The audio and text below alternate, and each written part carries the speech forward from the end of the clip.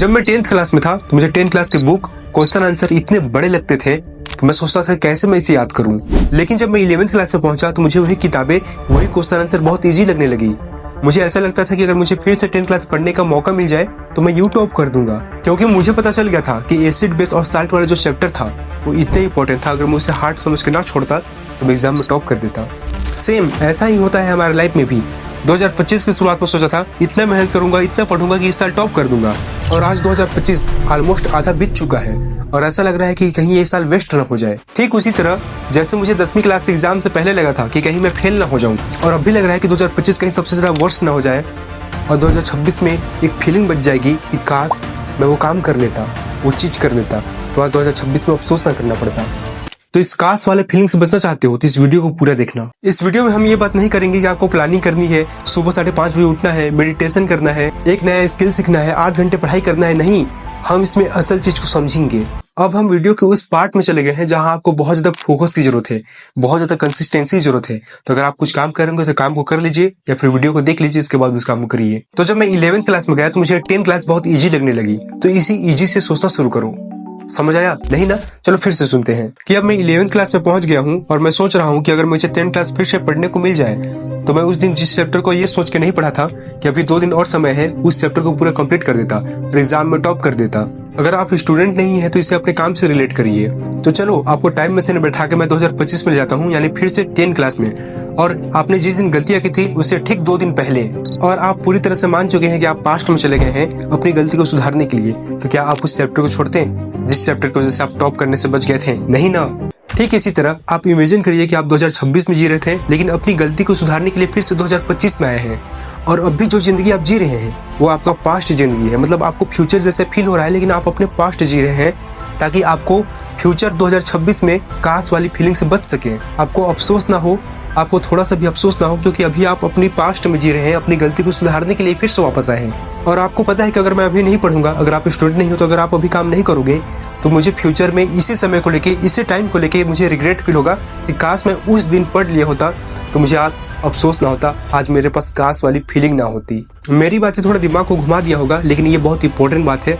आपको वीडियो को यहाँ से फिर से यहाँ तक देखना होगा, क्योंकि आपको ये बात समझना बहुत जरूरी है।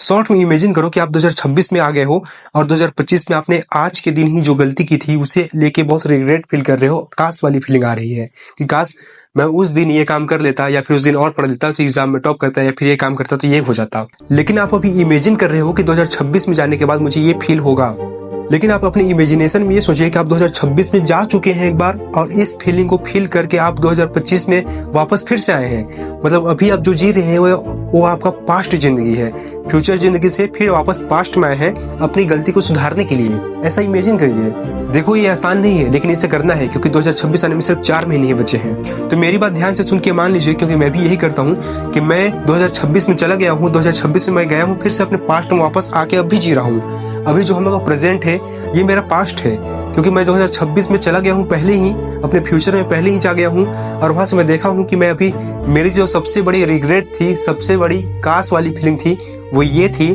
कि मैं अपना 2 घंटे 3 घंटे इधर उधर वेस्ट कर दिया, मैं आलस कर दिया, और मैं अभी प्रेजेंट में उसी आलस को खत्म करने के लिए जी रहा हूँ। अपने पास्ट में अपने जो भी गलती हुई है उसे खत्म करने के लिए फिर से पास्ट में आया हूँ। यानी कि मैं 4 महीने अपने पास्ट में काम करके 2026 मतलब अपने फ्यूचर में फिर से चले जाऊंगा, और मुझे उस टाइम वो फीलिंग नहीं रहेगी। अब मेरी बात आपको हल्की फुल्की शायद समझ आ रही होगी। अगर समझ नहीं आया तो वीडियो को फिर से देखिए। वीडियो को छोड़ने का मन कर रहा है, लेकिन रुको, शायद फ्यूचर में जाके ये अफसोस ना हो कि काश उस दिन रवि भैया का वीडियो देख लिया होता तो आज ये इतनी बड़ी रिग्रेट ना होती। देखो दोस्त, बहुत इंपॉर्टेंट पॉइंट है, फिर से समझो कि आप इमेजिनेशन से फ्यूचर में चले गए हो, और ये फ्यूचर में जाके अपनी पास्ट को देख रहे हो, मतलब 2025 को देख रहे हो कि आपने कौन कौन सी गलतियां की थी।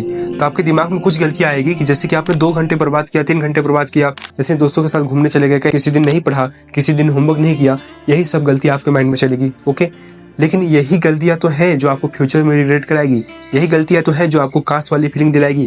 तो क्यों ना हम इमेजिनेशन से ही कि फ्यूचर में हम चले गए हैं और सोच रहे हैं कि ये छोटी छोटी जो गलतियां हमारे दिमाग में जो अभी आ रही हैं, इनकी वजह से हमें अफसोस हो रहा है, तो इन गलतियों को सुधारा जाए। हम अपने पास्ट में अभी इमेजिनेशन से आ गए हैं कि हम अपने पास्ट में जी रहे हैं, जबकि ये प्रेजेंट है। मैं जानता हूँ 2026 अभी आया नहीं है, अभी ये प्रेजेंट है।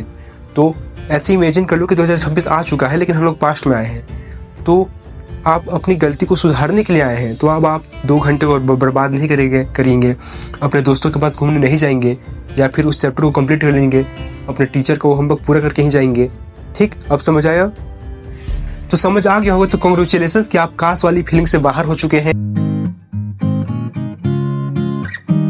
प्रभु, अब आप अपने दिन के 1440 मिनट में से सिर्फ 2 मिनट इस वीडियो को और दे दीजिए, क्योंकि वीडियो के इस 2 मिनट में बहुत ही प्रैक्टिकल चीज बताने वाला हूँ आपको, जिसे मैं फॉलो करता हूँ। देखो, मेरे साथ ये हुआ है कि कभी कभी मैं जिस दिन बहुत पढ़ाई करता हूँ या फिर बहुत ज्यादा काम करता हूँ और शाम को सोते समय लगता है कि यार मैंने आज कुछ किया ही नहीं, लेकिन कुछ दिन मैं थोड़ा कम ही काम करता हूँ, उस दिन के मुकाबले कम ही मेहनत करता हूँ, कम ही पढ़ाई करता हूँ, लेकिन मुझे शाम को गर्व होता है कि यार रवि, तूने आज क्या काम किया, आज तूने कितना पढ़ाई किया, बहुत मेहनत किया, शाबाश। ऐसा क्यों होता है?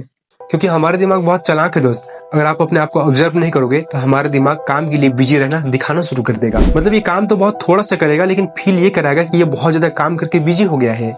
तो ये चीज मेरे साथ बहुत कॉमन था, लेकिन इस चीज से बचने के लिए मैंने क्या किया और आप क्या कर सकते हो? देखो, मैंने 25 मिनट का अपने मोबाइल में अलार्म लगाना शुरू कर दिया। तो जैसे ही मैंने 25 मिनट का अलार्म लगाता हूँ तो 25 मिनट बाद मैं फिर से फोकस हो जाता हूँ। मैं किसी काम को करते करते 25 मिनट में खो जाता हूँ या फिर मैं बिजी हो जाता हूँ, क्योंकि मेरा माइंड बिजी हो जाता है। तो मैं 25 मिनट का जैसे ही अलार्म बजता है फिर से मेरे को दिमाग में आता है, अरे मैं क्या कर रहा हूँ, मैं तो इस काम कर रहा था, मैं तो ये काम कर रहा था।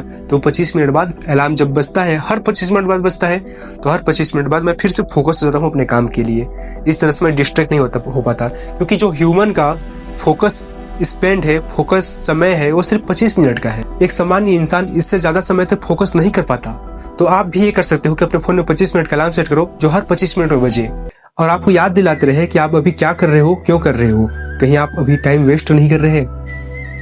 दोस्तों, आपने मेरी इस वाली वीडियो पे बहुत ज्यादा प्यार दिखाया है, इसके लिए दिल से थैंक यू।